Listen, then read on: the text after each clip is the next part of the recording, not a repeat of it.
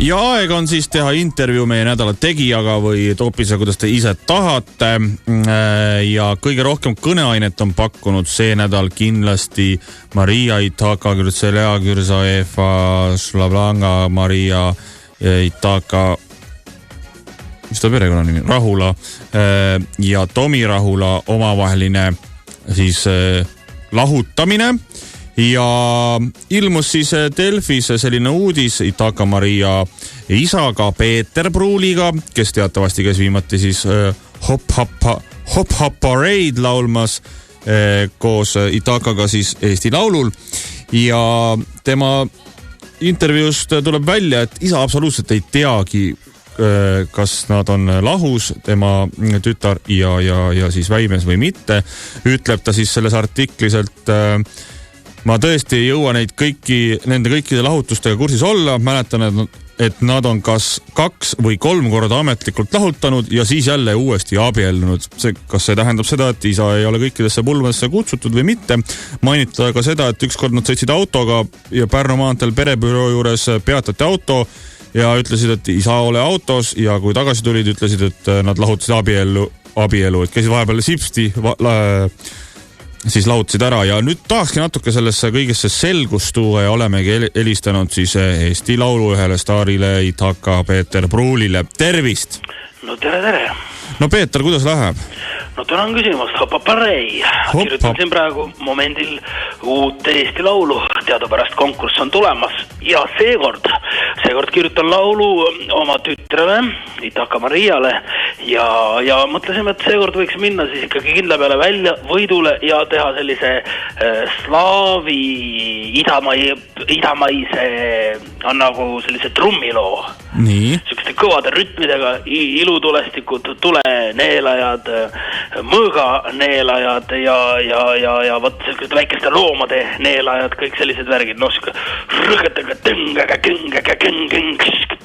niimoodi, midagi sellist. Ja loo nimi on rõgetaga tõngaga. On küll, see on universaalne keel, kuna siis toimub ju see aasta see Eesti lauluvõistlus Aserbaidžaanis, Bakuus, naftapealinnas, siis seal on teadupärast kõik need kükürbek tähed, see on väga hea ja rõgetaga tõng. Rõgetaga tõng on siis loo nimi? Rõgetaga tõng. Väga ilus, väga hästi kuulab juba. Ma arvan, et see on värske. Jaa, on. Ma olen selle väikse kiilaka Normetiga ka juba rääkinud, et kõik peaks hästi minema see aasta. Olete talle pleki ära maksnud juba? Olen talle pleki ära pannud otsa, et... Naljamees olete ka, on ju? Vaatamata kõikidele kurbadele sündmustele. No mis kurbadele sündmustele? Et jaa... Mis juhtunud on? No teil tütar nüüd lahutas jälle? Et tahtsimegi küsida, et kas te tõesti isegi... Kumb tütar? Itaka Maria Kürtselea. Jälle? Jaa, et selles mõttes, et... Kurat! Et tahtsimegi küsida, et kas te olete üldse kursis, et mitmes kord see nüüd on? Oota, ma viskan nüüd akna segi, ma olen nii närvis. Oota, ma panen ühe litri siit ära. Ai, nii, räägime edasi. Et siit Delfi artiklist selgub, et te üldsegi ei tea, et ütlete, et nad on vist umbes 2 korda abiellunud ja 3 korda lahutanud või midagi sellist. Kui aus olla, siis isegi rohkem. Tegelikult ma arvan, neid kordi on vast 15 olnud tänaseks päevaks, jah. Aga ma tõesti ei tea, sest et nad ei kutsu mind enam pulma. Ma keelasin ju neil pulmade pidamise ära. Sest et kes maksab pulmad kinni, ikka pruudi isa, eks ju. 3 korda aastas, kurat, ma ei jõua neid pulmi kinni maksta. Ja. Ma ei jõua, kõik ansamblid esinevad ja... No aga see, et sind pulma ei kutsuta, see tähendab, et sa seda kinni ei pea maksma. No jaa, aga see riigilõiv, see abiellumise riigilõiv, see on okei. See on okei, aga ütleme lahutuse riigilõivu, selle maksavad peigmehe vanemad, see on kallim. Siis on nagu, et okei. Et see on okei, aga jah, nad on, ma arvan ikkagi, kui vanalt nad abiellusid. Itaka Maria oli 3, Tomi, 5. Ja Toomas oli siis 5, jah, 3 ja 5. Eks me omal sügaval nõukogude ajal tahtsin korterit saada suuremat. Elasin ise siis ühetoalises ahiküttega korteris Harkujärve taga. Tahtsin linna saada paremat korterit ja siis ega siis tingimuseks oli see, et tuli tütar mehele panna. Ja no nii see käis, ega nõukogude inimesed teavad seda kõik. Ega sellised nii-öelda abielud olid tihti nagu mõistuse abielud. Ja sellepärast nii palju lahutusi ka.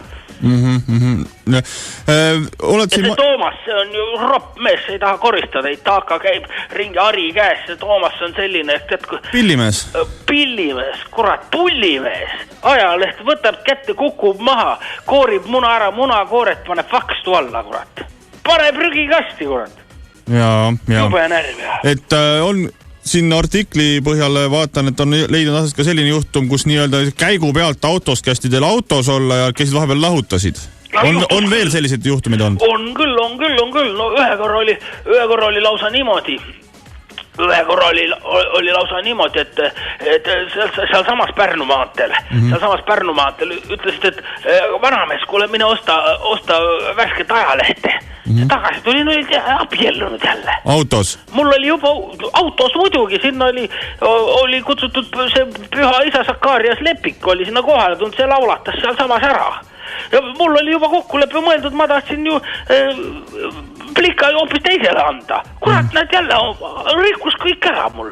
Mul oli plaanis ta ju, ta see Paadami Juhanile, et siis oleks saanud sinna eurolaulule, aga näed, kurat, midagi ei tulnud välja jälle. See oli paar aastat tagasi muidugi. Kas on ka tõsi, et kui te ükskord hakkasite Maria koos, ootasite 9. kursel Mustamäe korteri selles majas, kus teil on see korter? Kolmetoaline, jah.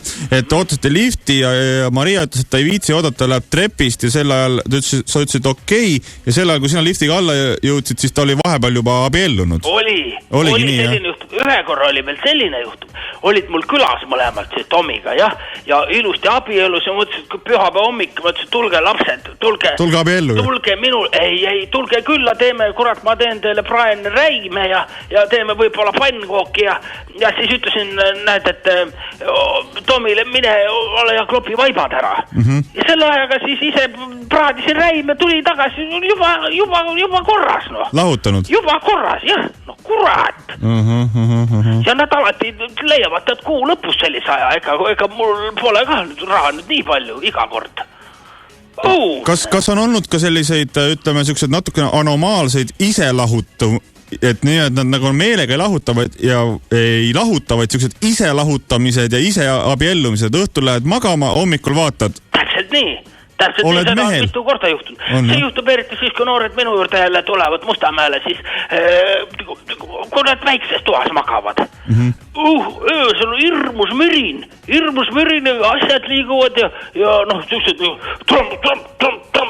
niimoodi käivad ja siis ühe korra oligi siis, kui ma kirjutasin selle Hoppaparei loo, siis tuli Taaka Maria nagu toast välja, aga ta oli väiksem. Ta oli hästi väike, ta oli niimoodi, noh, kui panna käsi, sirutada sirgelt ette ja sõrmed hästi laiali, siis ta oli nii, noh, täpselt nii pikkune, vaksapikkune.